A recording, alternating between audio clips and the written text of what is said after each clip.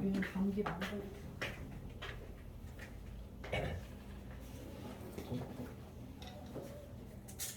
요즘 막 코로나 걸린 애들 주변에 있니? 요즘 코로나 많이 없지. 아니 쌤네 가족이 다 코로나에 한 번씩 걸렸는데 쌤네 아빠만 한 번도 안 걸렸거든. 근데 쌤네 아빠가 그 백신을 못 맞았어. 그 백신 그 알러지 그것 때문에 백신을 못 맞아가지고 막 되게 오랫동안 외식도 안 하고 막 이러다가 올해부터 그냥 자유롭게 다녔거든. 근데 진짜 5명, 우리 가족 5명인데 5명 중에 유일하게 백신 안 맞은 아빠만 안 걸린 거야. 그래서 신기하다 이랬는데 이번에 걸린 거야. 이번에 서울에 잠깐 걸리서 서울에 걸렸다가 걸려가지고 제주도 가서 막 끙끙 앓고. 이 여름에 막 에어컨이랑 이런 것 때문에 면역력이 약해져가지고 많이 그렇게. 얘들아 이제 장마 끝났대. 들었어? 이제 어제부로 장마가 끝나서 이제 무더위 시작해. 아 참. 네버엔딩이야. 사실 쌤은 여름을 좋아하거든. 여름 좋아하는 사람 있어? 나는 사계절 중에 여름이 제일 좋은 것 같아. 왜냐면 여름은 방학도 있고 그리고 항상 밝잖아. 해도 길고. 그래서 쌤은 여름을 좀 좋아해. 근데 웃기고 쌤이 햇빛 받는 거 진짜 싫어해가지고 집에서 항상 암막 커튼 해놓고 살거든. 햇빛을 절대 안 보는데 햇빛이 있는 여름이 좋아. 겨울 너무 싫고 겨울은 오는 거 상상만 해도 막 스트레스 받고. 그렇지 않아? 너네 약간 다 이렇게 무채색을 입거든. 쌤은 약간 무채색을 별로 안 좋아하는 스타일이어서 여름엔 길거리에 다 막 옷이 컬러풀하니까 너무 좋은데 겨울엔 막 다 막 검은색 패딩만 입으니까. 쌤은 패딩도 절대 검은색 안 사는 스타일 먼저. 자, 8쪽에 얘들아 민족요일당 운동하고 무장투쟁을 볼 겁니다. 민족요일당 운동하고 무장투쟁을 볼 건데 일단은 민족요일당 운동부터 한번 보도록 할게요. 얘들아 그냥 이름 그대로 우리 민족의 어떤 정당은 하나만 존재한다라고 하는 게 민족요일당 운동이야. 근데 그 전까진 민족의 정당이 몇 개 있었냐? 2개 있었던 거야. 민족주의하고 사회주의. 한마디로 말해서 민족요일당 운동은 민족주의랑 사회주의를 합치겠다라고 하는 운동이에요. 더 이상 분열하지 않고. 배경을 한번 보시면 국외적인 배경 그냥 눈으로만 봐야되라. 중국에서 1차 국공합작이라고 해서 그냥 중국에서 먼저 민족요일당 운동이 일어났다고 보시면 돼요. 중국의 영향을 받아서 우리도 하게 된 상황이고 국내적인 배경이 굉장히 중요한데 국내 배경 전부 다 발표할게요. 민족요일당 운동에서는 이 국내적인 배경이 가장 중요해. 오히려 전개 과정보다. 일단 첫 번째, 얘들아 60만세 운동. 아까 봤지? 60만세 운동. 제2의 3.1운동을 꿈꾸면서 순종이 돌아가시자 천도교 민족주의 계열과 사회주의 계열 그리고 학생들이 주도한 운동이었잖아. 이때 어른들에 해당되는 천도교 계열과 사회주의 계열은 일찌감치 체포돼갔지만 학생들이 남아서 시위를 준비했었죠. 얘들아 이때 아까 말했듯이 민족주의 사회주의 간의 연대 가능성이 생겨났던 사건이었어. 요거의 영향이 일단 한 가지가 있고 두 번째랑 세 번째를 한번 묶어서 볼 텐데 얘들아 생각해봐. 민족주의랑 사회주의가 힘을 합치는 게 민족요일당 운동이지. 그러면 민족요일당이 성공을 하려면 민족주의도 사회주의랑 손을 잡고 싶어 해야 되고 사회주의도 민족주의랑 손을 잡고 싶어 해야 돼. 그렇지? 둘 중 한쪽이라도 우린 싫은데? 하면은 민족요일당이 안 되잖아. 그럼 일단 결론부터 말하면 민족요일당 운동이 가능했다는 건 민족주의랑 사회주의 둘 다 서로와 연대하기를 원했다는 거야. 왠지를 보는 거야. 왜 민족주의는 갑자기 사회주의랑 손을 잡고 싶어 했고 사회주의는 왜 갑자기 또 민족주의랑 손을 잡고 싶어 했는지를 각각의 입장에서 보는 거야. 일단 민족주의는 우리 이미 아까 배웠어. 이광수, 최린, 김성수 무슨 운동이라고 했죠? 자치운동. 자치론자가 등장을 하는 거야. 이 사람들을 무슨 적 민족주의? 타협적 민족주의라고 불렀죠. 나중에 친일파가 되는 사람들이지. 그러면 제대로 된 민족주의자들은 얘네하고 빨리 선을 그어야 돼. 그치? 우리 그런 사람들을 뭐라고 불렀어? 비타협적 민족주의자라고 해서 줄여서 그냥 비타민 이렇게 불러주면 돼요. 자, 그럼 우리는 이분들의 입장에서 볼 거야. 비타협적 민족주의자 입장에서는 어제까지 나의 동지였던 사람이 오늘의 적이 된 거잖아. 그럼 민족주의 동지의 어떤 파이가 줄어든 거죠. 숫자가 줄어든 거야. 그래서 다른 동지를 찾아야 돼. 근데 그 내가 다른 동지로 선택할 사람이 얘네는 절대 아닐 것이기 때문에 차라리 사회주의랑 손잡겠다. 이렇게 되는 거야. 알겠죠? 자, 그러면 사회주의는 왜 갑자기 민족주의랑 손을 잡으려고 했느냐? 이때 사회주의자들을 처벌하기 위해서 일본이 특별하게 제정했던 법이 하나가 있어. 뭐였게? 치안유지법. 우리 지난주에 배운 거. 자, 치안유지법을 일본이 제정을 해요. 1925년에 고등학생들은 요거 연도 외우셔야 된다고 했어요. 1925년에 치안유지법을 제정했단 말이야. 요 법 자체가 일본인 한국인을 막론하고 사회주의를 탄압하기 위한 법이었거든. 그럼 얘들아, 치안유지법이 만들어지면 어떻게 되는 거냐면 그냥 사회주의자들은 존재 자체가 불법이 돼. 자기네끼리 모여서 빈부격차 없애자 이런 얘기도 하면 안 되고 사회주의 관련된 뭐 서적을 읽어서도 안 되는 상황이 돼버린 거야. 근데 그렇다고 해서 자기 사상을 저버릴 것은 아니니까 이 사람들은 쌤이 뭐라고 표현하냐면 합법적으로 활동할 수 있는 공간이 필요해졌다 이렇게 표현을 해요. 겉으로 볼 때는 사회주의가 아닌 것처럼 보일 수 있게 동지가 필요한 거야. 그때 이 사람들하고 같이 하면 커버 쳐줄 수 있다는 거죠. 그래서 이제 사회주의 쪽에서 굉장히 지금 민족주의랑 손잡는 게 필요해진 상황이 된 거야. 그래서 마지막 네 번째 배경 보시면 사회주의 쪽에서 먼저 손을 내밉니다. 엄청나게 중요한데 정우회 선언을 발표해요. 정우회는 사회주의 단체고요. 사회주의 단체인 정우회 쪽에서 발표한 선언인데 내용 자체가 뭐냐면 비타협적 민족주의랑 연대하겠다는 내용이었어요. 얘 별표 하나 하시고요. 우리 뒷장에서 사료 보고 오도록 할게요. 9쪽 펴보시고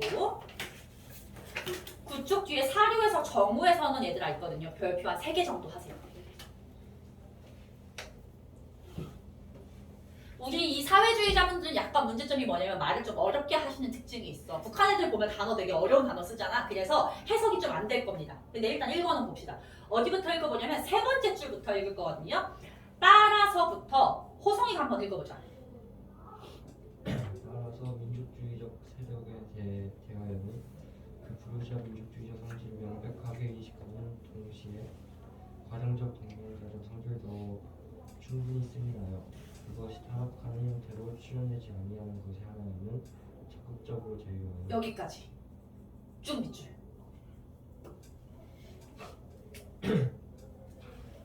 무슨 소린지 한 방에 이해되십니까? 국어적인 해석이 필요해요, 얘들아. 우리 국어 너네 학교나 학원에서 수업 들을 때 하듯이 끊어 읽기를 한번 가보도록 할 거야. 어디서 끊냐면요. 민족주의적 세력에 대하여는 그 부르주아 민족주의적 성질을 명백하게 인식하는 동시에에서 한번 끊으시고요. 동시에 과정적 동맹자적 성질도 충분히 승인하여 그것이 타락하는 형태로 출현되지 아니하는 것에 하나여는 적극적으로 제휴한다. 이렇게 가는 거야. 자, 그럼 볼게요. 사회주의자 쪽에서 민족주의에 대한 얘기를 하는 거야. 근데 얘네들의 부르주아 민족주의적 성질을 명백하게 인식한데 얘들아, 부르주아라는 말 들어봤지? 부르주아는 부자를 말하니 평민을 말하니? 부자들을 말하는 표현이죠. 자, 부르주아 민족주의적 성질 무슨 뜻이냐? 걔네 부자 좋아하더라. 걔네 돈 밝히더라. 그건 내가 알겠어. 그건 마음에 안 들어. 근데 나 그거 알고 있거든. 걔네 단점 알면서도 지금 제휴하자고 하는 거야. 이 소리야. 뭔 말인지 알겠지? 과정적 동맹자적 성질도 충분히 승인하겠대. 자, 얘들아, 여기서 말하는 과정은 무슨 뜻이냐면요. 독립으로 가는 과정이에요. 걔네 돈 밝히는 거 알긴 아는데 독립으로 가는 과정에서는 충분히 동맹자가 될 만해. 이렇게 얘기하는 거야. 무슨 말인지 알겠죠? 그래서 그것이 타락하는 형태로 출현되지 아니하는 것에 한해선 우리 지금 민족주의에 대해서 얘기하고 있잖아. 돈 밝히는 민족주의 중에서도 타락한 애들이 누구야? 얘네 얘기하는 거야. 타협적 민족주의 얘기하는 거야. 걔네가 아닌 애들에 한해서는 이니까 누구하고만 손잡겠다는 거야. 비타협적 민족주의하고만 손잡겠다고 지금 얘기를 하는 거야. 알겠죠? 한마디로 민족주의 애들 마음에 안 들어. 걔네 근본 사상 자체가 글러먹었어. 그래도 독립하려면 동맹자가 필요하니까 얘네하고만 손잡을게 이 소리야. 알겠죠? 엄청나게 중요하니까 별표하시고 고등학생들이 요 사도 무조건 시험에 나올 겁니다. 알겠죠? 자, 다시 앞으로 돌아가서 다시 정우의 선언 보시면 바이 사회주의, 민족주의 세력과의 협동전선 주장했는데 여기서 민족주의 앞에 네 글자 뭐 들어가야 돼? 비타협적이 들어가면 더 좋겠죠. 비타협적 민족주의와의 협동전선 주장, 협동하겠다. 그렇게 해서 만들어진 민주유일당 단체가 바로 신간회입니다. 신간회는 1927년에 만들어졌고요. 만약에 학교 시험 볼 때 여유가 된다면 이 연도를 외우면 편하기는 합니다. 지금 외울 필요는 전혀 없고. 자, 신간회는 비타협적 민족주의와 사회주의가 함께 만든 단체이다. 타협적 민족주의 당연히 빼야 돼, 얘들아. 그냥 민족주의랑 사회주의 해도 틀려요. 알겠죠? 항상 비타협이라고 넣어줘야 되고. 회장의 이상재, 사람 이름 체크. 부회장의 홍명희. 얘들아, 우리 이상재 구면인데 뭐 할 때 나왔는지 기억나는 사람? 아까 앞에서 밀립대학 설립운동 하셨던 분이에요. 참고로 이상재 씨는 요때 당시 굉장히 고령의 나이였어. 정확히 몇 살인지 기억 안 나는데 80대? 90? 거의 그 정도 나이여가지고 사실은 진짜 돌아가시기 일보 직전? 근데 이상재 씨가 워낙에 존경받는 분이어서 신간의 창립 회장으로 무조건 해주셔야 된다라고 해가지고 이상재가 회장이 됐고요. 회장직에 선출된 지 한 달, 두 달 만에 돌아가셔요, 결국. 그리고 이상재가 돌아가셨을 때 얘들아 어떤 장례식이 열리냐면 우리나라 최초로 국민장이 열려요. 국가에서 돈을 대줘서 온 국민이 모여서 하는 장례식이야. 세금을 대가지고. 그 정도로 존경받는 분이었다고 보시면 돼요. 알겠죠? 대표적인 민족주의 세력이고 홍명희. 얘들아 여기 회장, 부회장 내가 말 안 해도 민족주의자인 거야. 왜? 사회주의자는 치안유지법으로 불법이기 때문에 얘네가 회장으로 나가면 절대 안 되는 거야. 알겠죠? 이상재, 홍명희 둘 다 민족주의인 겁니다. 강령에 별표 하시고요. 강령에 총 3가지가 있습니다. 강령이라는 건 행동 지침이야. 정치적으로, 경제적으로 각성하자. 좀 깨우치자. 우리 민족끼리 단결해야 된다라고 되어 있는데 여기서 단결은 비타협적 민족주의와 사회주의의 단결만 의미합니다. 그러면서 마지막 3번째 밑줄 발표할게요. 기회주의는 배격한다. 여기서 이들이 말하는 기회주의는 누구를 얘기하는 걸까? 이런 기회주의 좋은 뜻이야, 나쁜 뜻이야? 나쁜 뜻이죠. 간에 붙었다, 쓸게 붙었다. 이거 맞는 표현이니? 너무 오랜만에 쓰는 표현이 하는 딴 뜻이잖아. 그러니까 얘는 이제 타협적 민족주의 얘기를 하는 거죠. 발전 부분은 그냥 가볍게만 보세요. 전국 각지에 140개 지회가 조직될 정도로 규모가 커졌다는 거야. 얘들아, 전국에 140개 지회를 설치할 수 있다는 건 얘네 비밀결사인 거야? 아닌 거야? 비밀결사 아니야. 알겠죠? 합법적인 단체입니다. 그래서 거기 보시면 나와 있지만 일제강점기 최대 규모의 합법적 항일단체예요. 가끔씩 학교 시험에서 뭐 신간에는 비밀결사에 있다 이러면 독립운동하는 단체 중에 비밀결사 많으니까 맞는 말일 것 같거든? 절대 아니야. 비밀결사 아닙니다. 활동은 그냥 가볍게 보시면 강연회, 연설회 개최해서 민중을 계몽시키는 거죠. 깨우쳐주는 거야. 농민 노동운동, 학생들 동맹 휴학을 지원해줘요. 얘들아, 사회주의자들 껴있으면 무조건 농민이나 노동자 지원해주는 거야. 알겠죠? 그리고서 마지막 밑줄. 광주 학생 항일운동에 진상조사단을 파견합니다. 우리 광주 학생 항일운동 아까 한 거지 얘들아? 그 나주역 사건을 계기로 한국인 학생들이 주도해가지고 일으킨 사건이었잖아. 학생운동이지만 당연히 학생들의 힘만으로는 부족한 게 있을 거 아니야. 뭐 법적인 도움이라든가 경제적인 도움 같은 거. 그래서 그런 거를 신간회가 도와줬다고 보시면 됩니다. 근데 얘들아, 요때 이 광주 학생 항일운동의 사이즈를 키우는 과정에서 민중대회를 신간회가 개최하거든. 근데 당연히 그거는 일본이 심하게 탄압을 해요. 그래서 이 신간회 그때 당시 지도자가 전부 다 체포돼. 그러면 새로운 지도자를 뽑겠죠. 그러니까 회장, 부회장, 임원들이 다 잡혀가서 새로운 임원을 뽑았어. 근데 그 새로운 임원들이 약간 어느 쪽이었냐면 약간 요쪽이었어. 갑자기 막 타협론을 주장하기 시작하는 거야. 그러면서 신간회에 굉장히 위기가 찾아오기 시작해. 알겠죠? 자, 마지막 신간회 해석 파트 보시면 배경 봐라. 광주 학생 항일운동 진상조사를 위한 민중대회 개최 계획이 발각이 돼서 지도부가 체포되어 갔는데 새 지도부가 타협론자와 협력하는 모습을 보이는 거야. 이거에 대해서 가장 큰 불만을 품은 거는 사회주의자들이었어요. 왜냐하면 어쨌든 다 민족주의자들 이 지도부였으니까 너네 민족주의 물갈이 똑바로 안 해? 관리 좀 똑바로 해? 이러면서 사회주의자가 굉장히 큰 불만을 품기 시작하고 결국은 사회주의 쪽에서 먼저 신간회를 없애자는 주장이 나와. 그거를 해소라고 얘기합니다. 사회주의자들이 해소를 주장해서 1931년에 신간회 결성된 지 4년 만에 해소됩니다. 일단 참고로 우리 해소라는 단어는요 역사적인 용어인데 해산하고 비슷하거든. 단체가 해산된다. 근데 해산하고 해소는 좀 엄밀히 말하면 달라. 해산은 그냥 없어지는 거야. 해소는 없어져서 그러니까 분열돼서 각자 더 발전적인 방향으로 나아갈 때 해소라는 표현을 써요. 신간에는 무조건 해소라고 써야 돼. 알겠지? 그래서 뭐 민족교육당 운동은 그냥 가볍게 보시되 이제 신간회의 활동 그 자체보다도 이 배경이 조금 더 어렵고 조금 더 중요하다 이렇게 보시면 됩니다. 얘들아 여기까지 하면은 1920년대 국내에서 있었던 민족운동은 끝나. 나머지는 국외에서의 민족운동을 볼 건데 국외 무장투쟁 한번 보도록 할게요. 얘들아 우리 지난주에 만주, 여기 서간도, 북간도, 연해주에 가 있었던 많은 독립운동 단체들이 있었잖아. 그 사람들 대부분이 군대를 키우고 있었고 특히 이 지역은 국경을 넘어서 한국에 침투하기 좋은 위치였기 때문에 군대를 키워서 나중에 전쟁하려고 준비하는 분들이었잖아. 이분들이 3.1운동 이후에 본격적으로 전쟁을 하기 시작해. 왜냐면 얘는 3.1운동은 비폭력 투쟁이었지. 3.1운동은 내가 지난주에 말했지. 성공이야 실패야? 3.1운동은 실패야. 목적 달성 못했어. 이때 이분들은 왜 실패했다고 생각했냐면 무장투쟁이 필요했는데 비폭력으로 가는 게 한계였다고 본 거야. 그래서 이제 1910년대 동안은 군대를 키우고 준비하는 기간이었다면 20년대에는 본격적으로 전쟁을 시작하는 그 내용이 여기 나오는 거라고 보시면 돼요. 알겠죠? 그래서 요 서간도, 북간도, 연해주에서 활동을 하게 됩니다.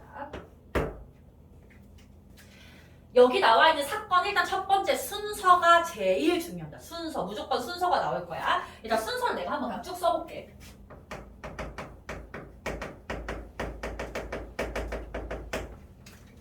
아 내가 원래 이걸 컬러로 만들어가지고 거기 너네 교재에도 다 컬러 구분되게 써놨는데 아저씨가 흑백으로 뽑아버려가지고 원래 컬러는 이렇게 돼 있다고 보시면 돼요.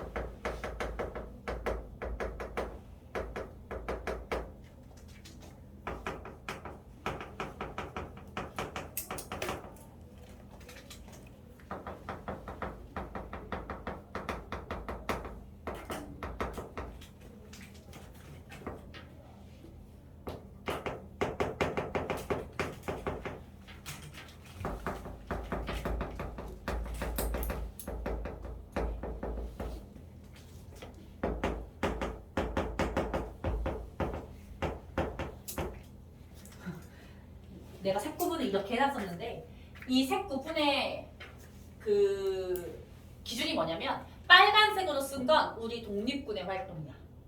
파란색으로 쓴 건 일본이 우리를 탄압한 사건이라고 보시면 돼요.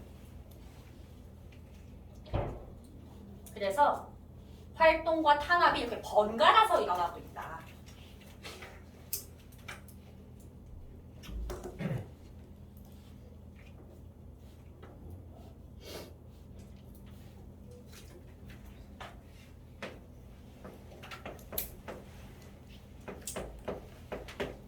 자, 봉오동전 2.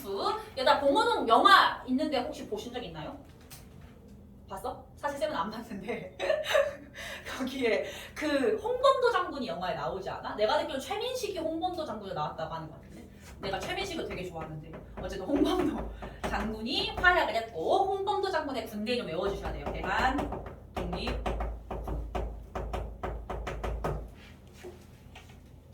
그냥 외워야 돼. 얘들아, 내가 지도 다시 그려야겠다. 너무 이상하다.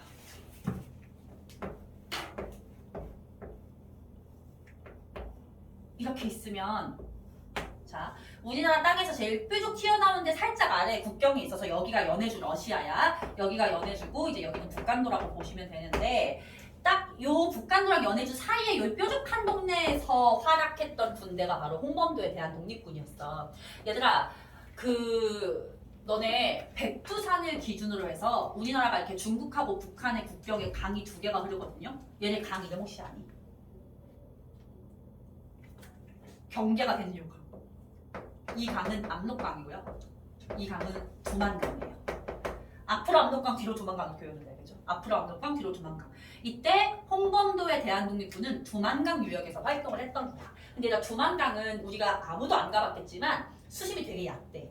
그래서 어떨 때는 그냥 정강이 높이 정도밖에 안 와가지고 그냥 걸어서 강을 건널 수가 있어. 북한 사람들 탈북할 때 두만강으로 주로 탈북한대요.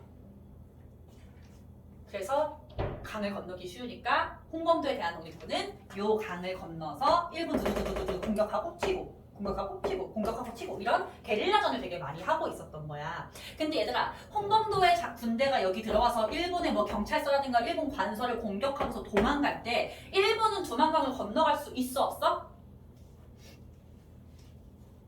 일본군이 홍범도를 쫓아서 두만강 건너올 수 있어 없어? 일본이 두만강 건너오면 지금 누구 땅을 침범한 게 돼. 중국 땅을 침범한 게 되잖아. 그래서 일본은 넘어가면 불법이기 때문에 못 넘어가요. 우리는 어차피 여기나 거기나 다 불법이야. 그냥 활동하는 거야. 그래서 이제 홍범도가 그런 식으로 게릴라 전투를 굉장히 많이 했어. 요때 홍범도의 대한독립군이 또 되게 독특한 게 별명이 하나가 있었대. 그 별명이 뭐였냐면 빤스 부대였어. 빤스 부대. 왜냐면 여기가 춥잖아. 그래서 바지를 입고서 두만강을 건너면 바지 밑단이 금방 얼어버려서 빠르게 도망갈 수가 없대. 그래서 빨리 도망가기 위해서 바지를 안 입고 다녔다는 거야.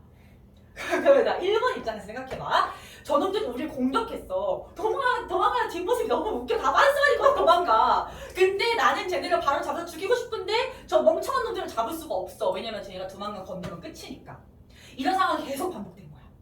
그래서 일본이 완전 약이 올라가지고 한번 그냥 중국이랑 싸움이 나더라도 쟤네들 다 족쳐야겠다라고 생각해서 군대를 보내요. 그때 이긴 게 봉오동 전투야. 일본이 중국이랑 싸움 날 걸 각오하고서 만주에 군대를 보내는데 그 일본군을 격파한 전투입니다. 봉오동 전투. 오케이? 진짜 야구를 잘했어 일본이. 자, 중국이랑 싸움 날 거 각오하고서 군대를 보냈는데 심지어 졌잖아. 그래서 이거 너무 군대를 적게 보냈다 라고 판단을 한 거야 자기네가. 그래서 중국에 대규모의 군대를 보내야겠다는 계획을 세워. 근데 대규모 군대를 보내는 건 좀 큰일이니까 군대를 보낼 수 있는 빌미를 만들기 위해서 일본이 조작한 사건이 바로 훈춘 사건이야. 훈춘 사건은 만주에 대규모 군대를 파견하기 위해서 일본이 조작한 사건인데, 여기가 이제 내가 연두색 칠한데가 봉오동이라고 생각해 얘들아. 그럼 봉오동 옆 동네에 훈춘이라는 동네가 있어. 근데 이 훈춘이 이제 중국 땅이잖아, 만주니까. 여기에 일본 공사관이 있었던 거야. 일단 공사관 뭔지 아시죠? 외교관들 사는 곳. 그래서 저기는 사실 공사관이라는 곳은 그 나라의 영토라고 치기 때문에 일본 공사관 건물에 누가 침략해오면 일본을 공격한 게 되거든. 이때 일본이 만주 지역에 말 타고 돌아다니는 일본의 도적대를 돈 주고 매수해. 그래서 얘들아, 너네 어차피 침략해서 먹고 사는 애들이잖아. 우리 일본 공사관을 공격하렴. 이렇게 얘기를 한 거야. 그래서 만주의 애들이 요 훈춘에 있는 일본 공사관을 공격했어. 이때 일본이 중국 정부한테 이렇게 얘기하는 거죠. 니네 마적대가 지금 우리 공사관을 습격했다. 그러니 너네 마적대를 잡기 위해서 우리가 대규모 군사를 보낼 것이니 간섭하지 말아라 라고 얘기를 한 거야. 중국은 할 말이 없는 거지. 그게 훈춘 사건이에요. 알겠죠? 거기 나와 있지. 일본의 자작극입니다. 마적대를 매수해서, 말 타고 다니는 도적대를 매수해서 일본 영사관, 공사관 같은 뜻이야. 교과서마다 달라요. 영사관을 공격하게끔 시켰고, 이후 우리 영사관을 보호해야겠다면서 군대를 파견해서 훈춘으로 가는 것이 아니라 봉오동으로 향하는 거죠. 누구 족치려고? 홍범도의 대한독립군을 족치려고. 얘들아, 우리 훌륭한 전술 중에서는 작전성 후퇴라는 게 있죠. 그래서 일단 갑자기 예상치 못한 상황이 되자 홍범도가 일단 작전성 후퇴를 합니다. 후퇴를 하다가 요 백두산 부근에 있었던 한 부대하고 연합을 해서 일본군에 맞서 싸우게 돼요. 그 군대가 바로 우리가 좋아하는 김좌진 장군의 북로 군정서였어요. 김좌진의 북로 군정서와 홍범도의 대한독립군이 연합해서 싸운 것이 바로 청산리 대첩이야. 일단 청산리 대첩에서 대한독립군 홍범도 있었다는 거 포인트 잡으셔야 돼요. 김좌진만 한 게 아니야. 같이 싸워서 일본을 상대로 이겼고요. 이 청산리 대첩은 참고로 일제강점기에 우리가 일본하고 싸워서 이겼던 전투 중에 가장 크게 승리한 전투였어. 그래서 대첩이라고도 하는 거야. 전투라고 해도 되지만. 일본 진짜 개빡치지 않겠니 얘들아? 훈춘 사건을 조작해서 이런 일을 벌여서까지도 이제 조선의 독립군을 잡고 싶었던 건데 심지어 졌잖아. 그래서 엄청나게 이제 분노를 한 거죠. 근데 얘들아 이때 우리가 이길 수 있었던 요인 중에 좀 어떤 게 있었냐면 당연히 우리 독립군 너무 잘 싸우고 굉장히 잘 훈련돼 있긴 했어. 근데 그거 사실 일본도 마찬가지거든. 근데 우리가 일본보다 우수했던 게 뭐냐면 간도 지역에 수많은 한국인들이 살고 있었다는 거야. 지난주에 내가 했던 거 기억나? 뭐 삼원보라든가 명동촌 이런 곳에 한국인 마을이 조성돼 있었거든. 우리 독립군 얘들아 되게 멋있는 군대 생각하시면 안 돼요. 너무 가난했기 때문에 군복 같은 게 없어. 그냥 백이민족이잖아. 흰색 그냥 한복 입고 손에 총만 들고 있으면 독립군이야. 그러면 독립군이 총을 들고 도망을 가다가 민가가 보이면 총 버리고 거기 가서 곡괭이 들고 농사 짓는 척 하면 얘가 내가 쫓던 독립군인지 농민인지 알 수가 없어. 일본 애들이 분명 저 새끼가 내가 쫓던 놈이 맞는 것 같은데 잡을 수가 없는 거야. 그러니 자꾸 반복이 되니까 결국은 일본이 쫓다가 실패하고 이랬던 거였거든. 그래서 이제 일본 애들이 생각한 거야. 그럼 우리가 독립군을 잡으려면 농민인지 독립군인지 구분이 안 되니까 다 죽이면 되겠네? 라고 판단을 해. 그래서 독립군을 잡기 위해서 간도 지역의 한국인을 그냥 다 죽여요. 그게 간도참변이야. 청산리 전투에 대한 복수를 하는 거죠. 알겠죠? 간도참변. 일본의 보복으로 수많은 간도의 동포를 학살했어.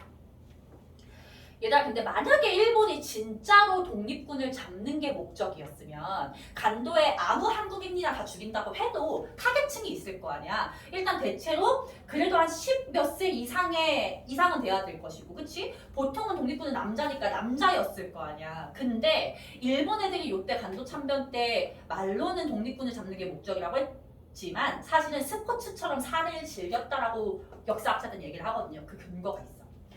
이때 일본의 그 군인들끼리 하던 내기 같은 게 있대. 게임. 어떤 게임을 했냐면 이때 총에 칼 달려있는 거 뭔지 알지? 그 칼에 누가 사람 머리 꼬챙이를 많이 꿰나려가지고 내기를 했다는 거야.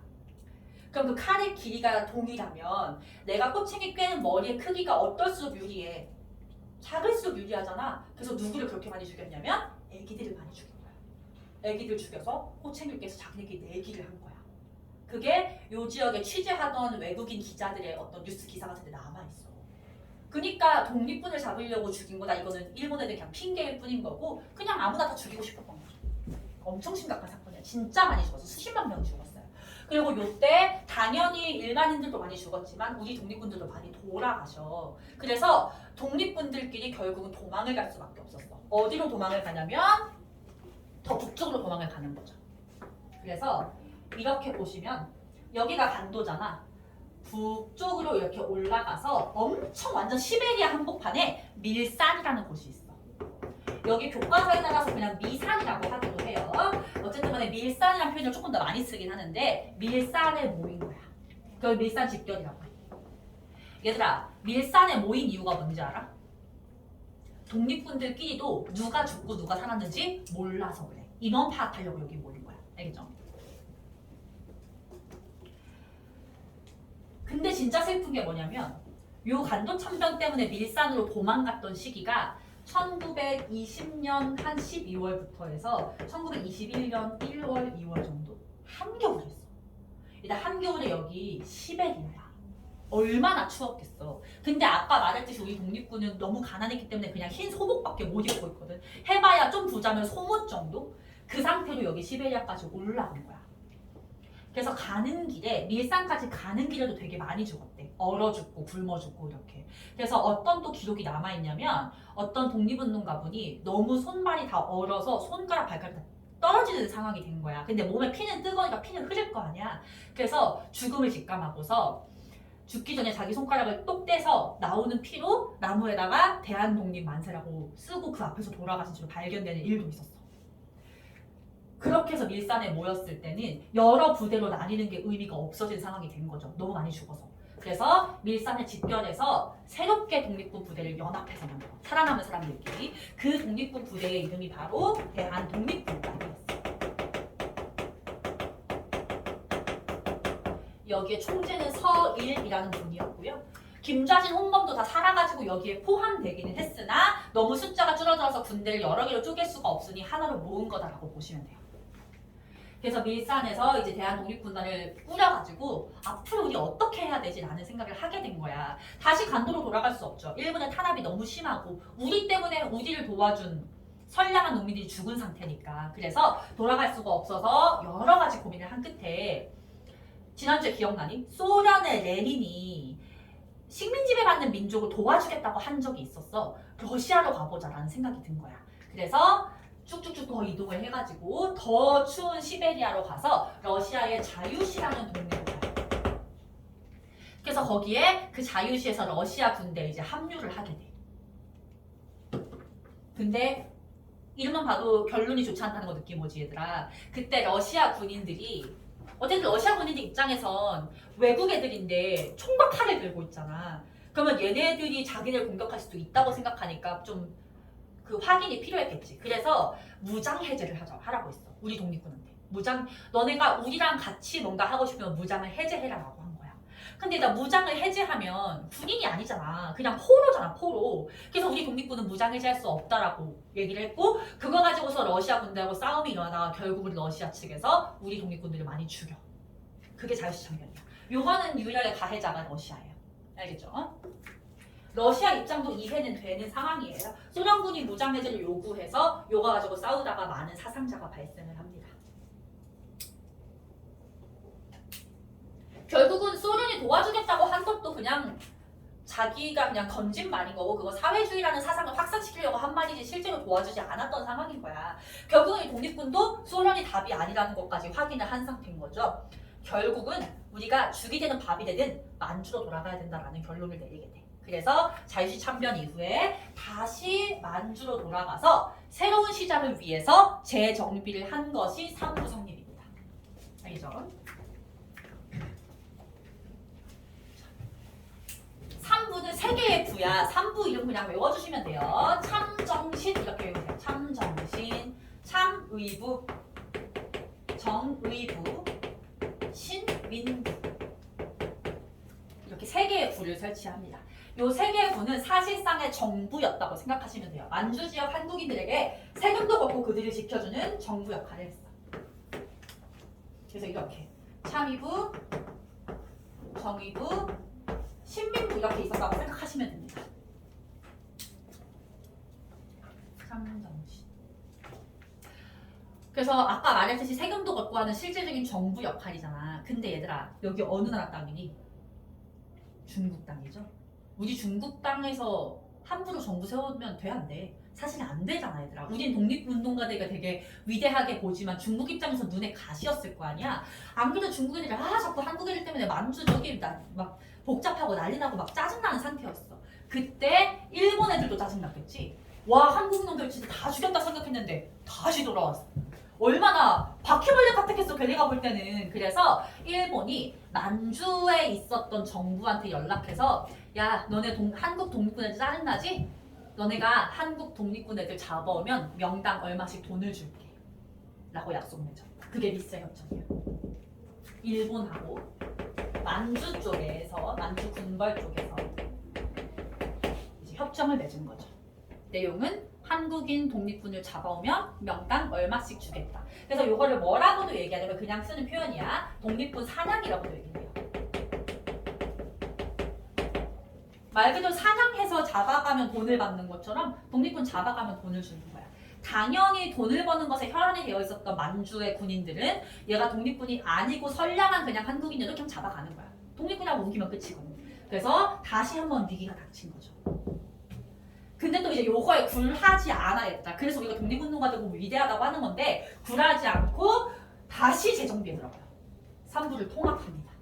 이게 3개로 나눠져 있어가지고 뭔가 이런 위기에 대처하기가 좀 불편하니까 통합하자라고 했어. 근데 얘들아 하나로 통합했으면 좋았겠지만 땅이 너무 넓어서 하나가 아니라 2개로 통합돼. 자, 북만주와 남만주로 나눠서 보시고요. 북만주는 혁신의회로 통합이 되고 남만주는 국민부로 통합이 됩니다.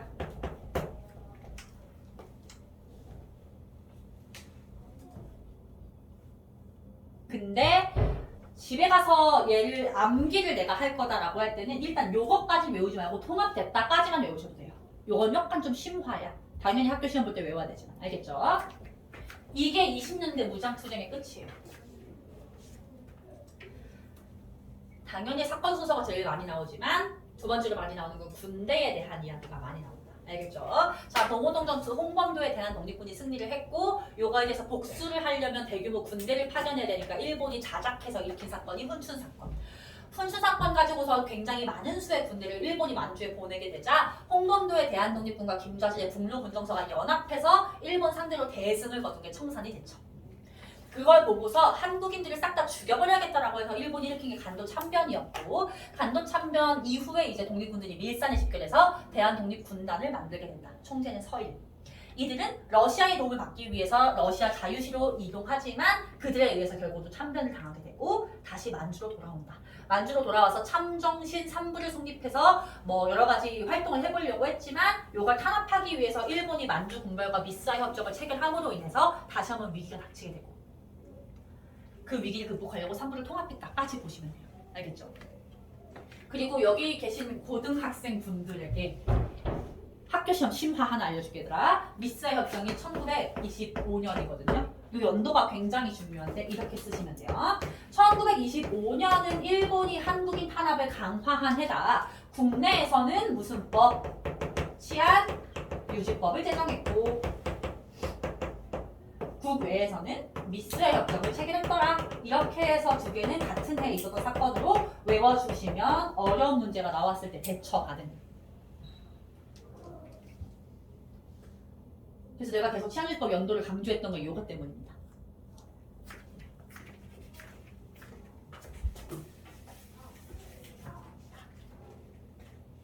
그래서 자, 의열투쟁 한번 보도록 할게요. 의열투쟁.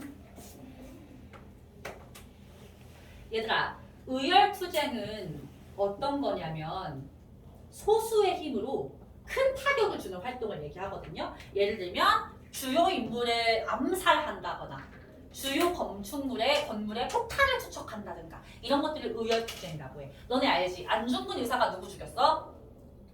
이토유금이 죽였지. 그런 거 다 의열투쟁이야. 알겠죠? 근데 요때는 아예 의열투쟁을 하기 위한 단체 자체가 만들어진다는 거야. 하나는 의열단이고 나머지 하나는 하는 애국단인데요. 둘 다 학교 시험에 무조건 나와요. 무조건. 알겠죠? 자, 의열단부터 한번 보도록 하겠습니다. 1919년에 만들어졌어. 뭔 소리지? 얘들아, 1919년에 무슨 사건이 있었니?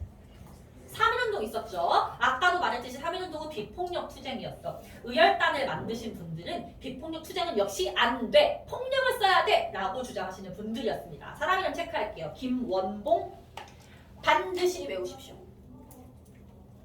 독립운동 역사에서 거의 중요도 자체가 김구랑 비슷해. 엄청난 사람이고요. 얘가 내가 뒷장에 김원봉 사진 안 넣어놨네?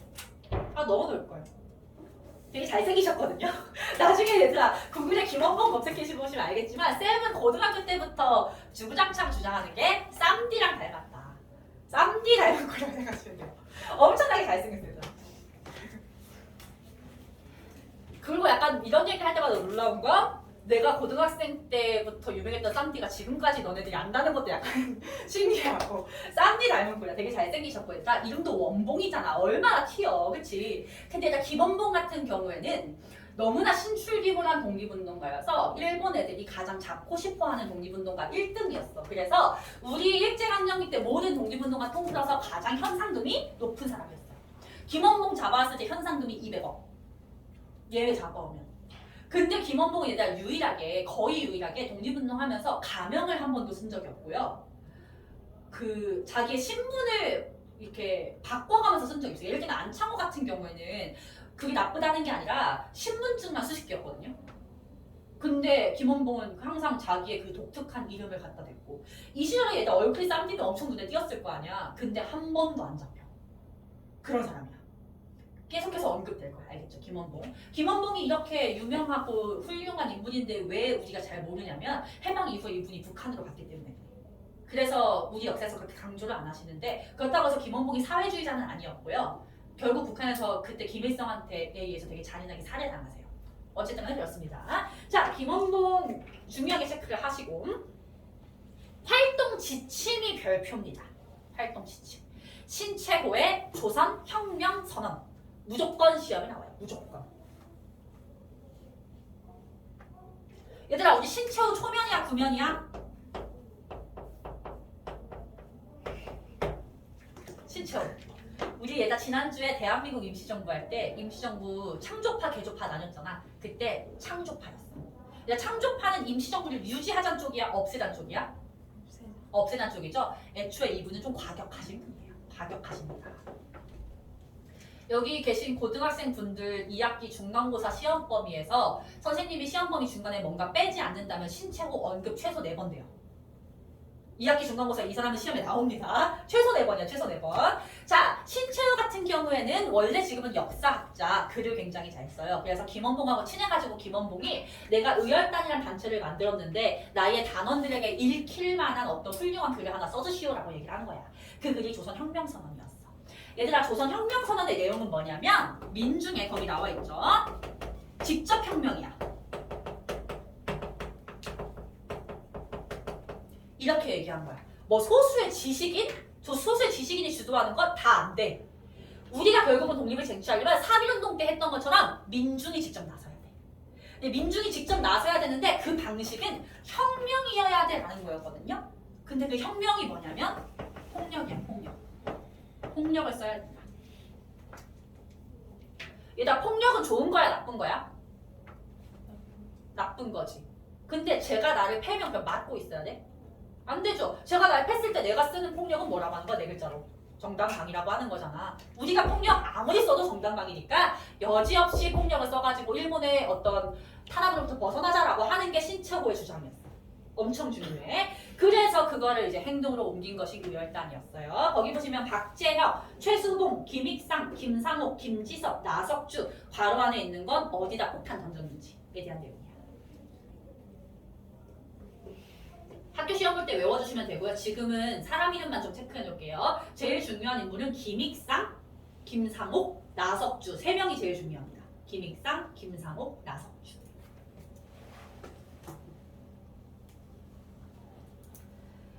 쌤이 뒷장에다가 김상옥이랑 김익상 사진 넣어놨거든요. 김상옥 아저씨의 얼굴 봐볼래? 얘들아 김상옥, 김익상. 얘들아 이 두 분 외모가 좀 어때? 되게 멋있지 않아? 약간 영화배우 같지 않니? 실제로 얘들아 김원봉이 의열단 단원을 뽑을 때 제일 먼저 봤던 게 키하고 얼굴이었대. 키가 크고 얼굴이 잘생긴 사람을 뽑았고요. 자기가 쌈디여서 그런가? 잘생긴 사람을 뽑았고요. 항상 어딜 가나 정장을 입고 다니게 시켰대. 왠지 알아? 겉으로 봤을 때 테러범의 이미지가 아니잖아. 그러니까 테러범의 이미지로 보이는 약간 막 꼬질꼬질하고 막 이런 사람들은 잡힐 가능성이 크지만 절대 외형적으로 봤을 때 그런 느낌이 안 나게 만들고 싶었대요. 그래서 실제로 이런 복장하고서 가서 폭탄을 던진 거야. 김상옥 같은 경우에는 그때 당시 별명이 뭐였냐면 조선 최고의 총잡이였거든. 총을 그렇게 잘 쐈대. 김상옥이 종로경찰서에다가 총을 쐈거든요. 너네 경복궁이란다. 그 안국역에 북촌 한옥마을 있어. 북촌 한옥마을 쪽에 종로경찰서가 지금도 있는데 요때 당시 서울에서 제일 큰 경찰서였거든요. 거기다가 폭탄을 던지는데 약간 레전드야. 제일 큰 경찰서니까 얼마나 많은 경찰들과 군인들이 지키고 있었겠어. 거기랑 뚜벅뚜벅 걸어가는 거야. 경찰서장 있는데 그냥 뚜벅뚜벅 걸어가서 폭탄을 던지고 나왔어. 수백 명의 경찰이 김상옥을 못 잡았어요. 그래서 김상옥이 폭탄 테러에 성공하고 도망을 갔어.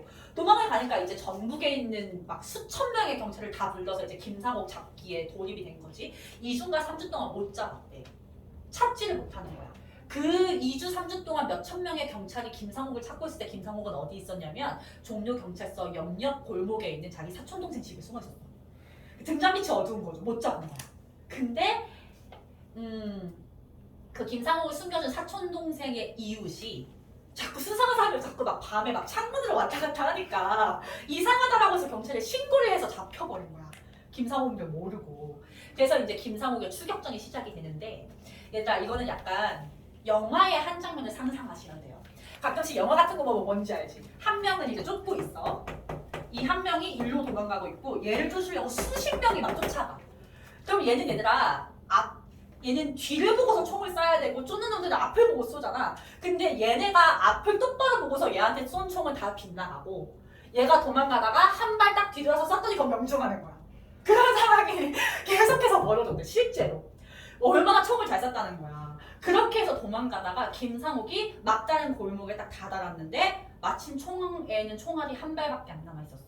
어떤 선택을 했을 것 같아? 자기를 해서 돌아가셔요. 이거에다 영화 밀정 봤어? 밀정이란 영화 알지? 한번 집에 가서 보세요. 이거 독립운동을 다룬 영화인데 좀 재밌거든요. 밀정 맨 앞장면에 이 장면이 나와요. 이걸로 시작을 하거든. 실화야 실화. 그만큼 총을 잘 쐈다는 거야. 이런 분들을 김원봉이 발탁을 해서 이제 훈련을 시켜가지고 이런 활동들을 해온 거지. 다시 앞으로 돌아가서 얘들아 근데 잘 들어봐. 김상욱이 종로경찰서에 폭탄을 투척해서 건물을 무너뜨렸어. 그리고 거기 보시면 김익상은 심지어 총독부에다가 폭탄을 쐈거든. 그러면 총독부가 폭탄 테러를 당한 상황에서 일본은 우리에게 어이쿠 죄송합니다. 독립을 드리겠습니다 라고 할까? 안 하겠지. 일본 입장에서 뭐 하면 돼? 건물 다시 쌓으면 돼. 한국인들 노동력 써서 그치? 그러니까 한마디로 말하면 이렇게 건물에다가 폭탄을 투척하는 행위가 되게 사이다긴 하거든. 막 되게 멋있긴 해. 근데 그게 독립을 쟁취할 수 있는 되게 결정적인 수단은 못 된다는 거야. 그거를 1920년대 후반에 김원봉이 깨달아요. 생각해봐. 얘들아 아까 김상호 총 진짜 겁나 잘 쏜다 했잖아. 근데 이분이 이 훌륭한 실력으로 고작 경찰서에다가 폭탄 한번 던지고서 돌아가신다? 너무 아까운 목숨 아니야? 그치? 그냥 이 사람을 인간 병기라고 생각했을 때 너무 아깝게 쓰여진 거잖아. 이런 분이 차라리 어떤 군대 수장이 돼서 군대를 훈련시키고 그 군인들을 양성해서 전쟁에 투입된다면 훨씬 더 큰 변화를 가져올 수 있다. 이게 20년대 후반에 김원봉이 했던 생각이에요. 그래서 마지막 보시면 노선이 전환됩니다. 배경에 가봐. 개별적 의열투쟁의 한계를 인식하고 조직적인 무장투쟁의 필요성을 절감해서 한마디로 말하면 이 사람들을 한 번 폭탄 던지고 죽게 만들지 말고 군대를 키우자 이런 거야. 그래서 김원봉이 군대를 키우게 돼요. 그 군대에 대해서 이따가 배울 겁니다. 알겠죠? 한인 애국단으로 넘어갈게. 얘들아 한인애국단 거기 보시면 1931년에 만들어졌다고 했죠. 쌤이 지금 오늘 배우는 거 전부 다 20년대라고 했는데 얘만 유일하게 30년대야. 근데 같은 의열투쟁 단체니까 여기다가 넣은 겁니다. 자, 한인애국단을 만든 사람은 김구입니다. 김구. 얘들아 김구 하면 지금 무슨 단체를 망해가는 거 멱살 잡고 끌고 가고 있어? 임시정부 멱살 잡고 끌고 가고 있죠. 근데 얘들아 김구가 임시정부를 아무리 막 홍보하고 막 임시정부 살아있어요 해도 사람들이 관심을 안 가져. 왜? 그래서 네가 누군데 이렇게 되는 거야. 김구가 누군지 아무도 몰라. 뭐 임시정부 안창호 있어? 신채호 있어? 이승만 있어? 다 없대. 그러니까 사람들이 관심을 안 가지는 거야. 그래서 임시정부의 어떤 활력을 불어넣고 임시정부가 여전히 많은 활동을 하고 있다는 걸 보여주기 위해서 만든 단체가 한인애국단이었어. 상하이에서 김구가 침체에 빠진 임시정부에 활기를 불어넣기 위해서 만들었다. 얘들아 쌤이 아까 의열단 같은 경우는 누가 어디 폭탄 던졌다가 그렇게 중요하지 않다고 했잖아. 그냥 시험 직전에만 한번 외워주시면 되는데요. 한인애국단은 활동이 가장 중요합니다. 전체 별표 3개 하시고 봉봉브라더스 외우실게요. 이봉창, 윤봉길.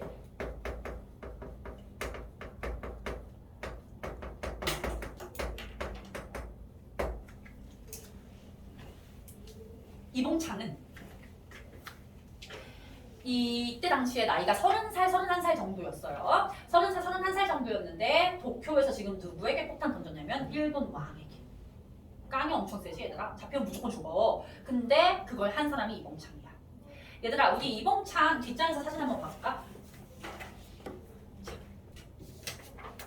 이런 말씀 죄송하지만 약간 좀 유해진스러운 그치? 자 그럼 메모를 가지고 계신데 얘들아 활짝 웃고 있잖아. 미소가 되게 아름답지 않니? 우리가 유해진이 못생겨도 좋아하는 이유가 뭐야? 이미지가 좋잖아 그치? 얘들아 이분 같은 경우에는 못생겼지만 활짝 웃고 계시잖아요. 근데 이게 지금 언제 찍은 사진이냐면 일본 왕한테 폭탄 던지러 가기 직전에 찍은 사진이야. 자기 죽기 직전에 찍은 마지막 사진이에요. 근데 이 표정이 억텐이 아닌 것 같지 않아? 진짜 진심으로 웃고 있어. 내가 이봉창에 대한 얘기를 하나 해줄게. 사실 얘들아 이봉창은 너네가 독립운동가가 아니라 그냥 일반인으로 일상생활에서 만난다면 상종도 하기 싫었을 사람이었을 거야. 엄청나게 가난했고요. 그냥 일용직 노동자 하루 벌어서 하루 먹고 사는 사람이었어. 근데 일용직 노동자인 게 문제가 아니라 그 하루 동안 열심히 일해가지고 번 돈을 그날 하루에 다 써요. 뭐 하면서? 술 마시면서. 그리고 이제 여자들 만나러 다녀. 그런 방탕한 생활을 하는 사람이었어. 그러니까 게다가 막 술 먹고 행패도 하도 많이 부려가지고 어느 순간은 있잖아. 그 일용직, 예를 들어 공사판에서 일용직 노동자를 한다? 그 공사판에서 이봉창 오면 안 써주는 거야. 너 또 술 먹고 행패 부릴 거잖아. 가. 이러면서 아무도 얘를 노동자로 써주질 않는 거야. 일자리를 다 잃었어. 그래서 결국에는 일자리를 찾아서 일본까지 가요. 그래서 일본에서도 똑같이 하루 벌어서 하루 다 쓰고 이런 삶을 계속 한 거야. 그러니까 진짜 한마디로 하면 진짜 그냥 길거리 거렁뱅이 이런 사람이었던 거야. 근데 이분이 일본에서 이제 활동을 하던 중에 상하이에서 김구가 한인 애국단을 조직한다는 소문을 딱 들은 거야. 그 길로 그냥 상하이로 가요. 가서 김구한테 일 하나 맡겨주시오. 내가 하겠습니다 라고 얘기를 하는 거야. 근데 얘들 생각해봐. 거렁뱅이야. 외모도 막 신뢰가 가지 않아. 이렇게 양복 안 입고 계셨을 거 아니야 그때는. 막 꼬죄죄해. 근데 막 일본에서 왔고 맨날 술 퍼먹고 막 공사판에서도 안 써줄 정도로 행패를 부리는 놈이 와가지고 내가 나라를 위해서 목숨을 바치겠으니 중요한 일을 맡겨달라. 맡기겠어?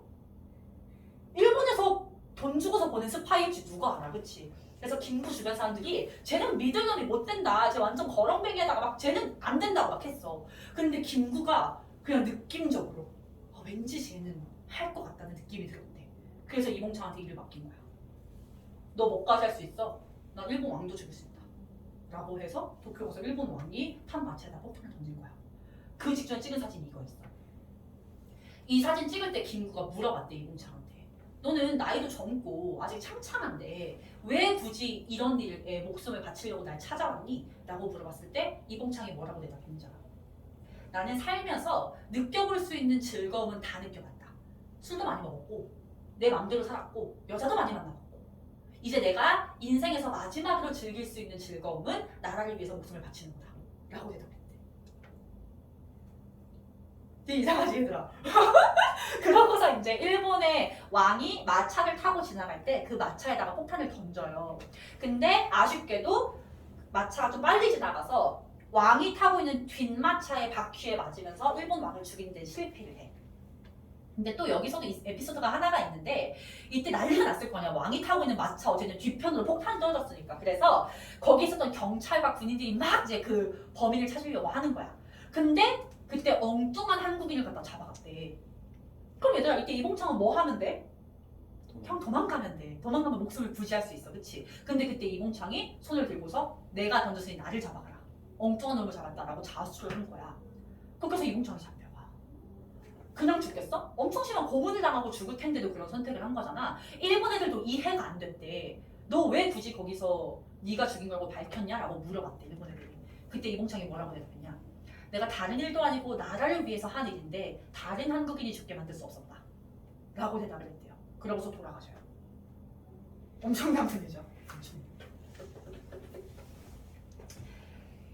근데 얘들아 이 이봉창의 의거가 어쨌든 간에 일본 왕을 죽이려고 한 시도니까 전 세계 신문에 퍼져나갔을 거 아니야. 근데 그때 중국의 상하이에서 이때 중국 애들도 일본을 싫어하고 있을 때거든요. 일단 참고로 이때가 만주 사변이 일어난 이후야. 만주를 일본이 점령했기 때문에 중국 애들도 일본을 싫어했던 시절이야. 그래서 상하이의 한 신문 기자가 이 기사를 쓰면서 이렇게 쓴 거야. 안타깝게도 실패하다.